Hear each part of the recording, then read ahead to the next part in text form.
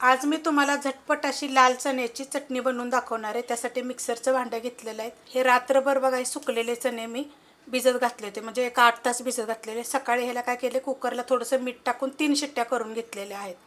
3-4 शिट्ट्या केल्या तरी चालतील। त्यातलं थोडंसं पाणी पण घेतलेलं आहे आणि वाटीचे मापन 1 वाटी आहेत बघा। शिजवून घ्यायचे, कच्चे टाकायचे नाही आहेत ह्याच्यात। शिजवलेलं पाणी सुद्धा ह्याच्यामध्ये थोडंसं लागलं तर आपल्याला वापरायचे बारीक करताना। कोथिंबीर खूप चविष्ट लागते बरं का चटणी, पराठ्या वगैरे खायला। पुदिन्याच्या काड्या पण घेतलेल्या आहेत, स्वच्छ धुवून घेतलेल्या आहेत। काळं मीठ, 4 मिरच्या, थोडंसं एकदम टाकायचं साधं मीठ, छोटा अर्धा चमचा चाट मसाला, छोटा अर्धा चमचा जिरे पावडर, 4 तुकडे घेतलेले आहेत हे आल्याचे, पातळ कापून वरची साल काढलेले, 1 गड्डी लसूण, थोडीशी मिरची पावडर। त्यात टाकणार एक मिडियम आकाराचा कांदा अशा कापून घेतलेला आहे।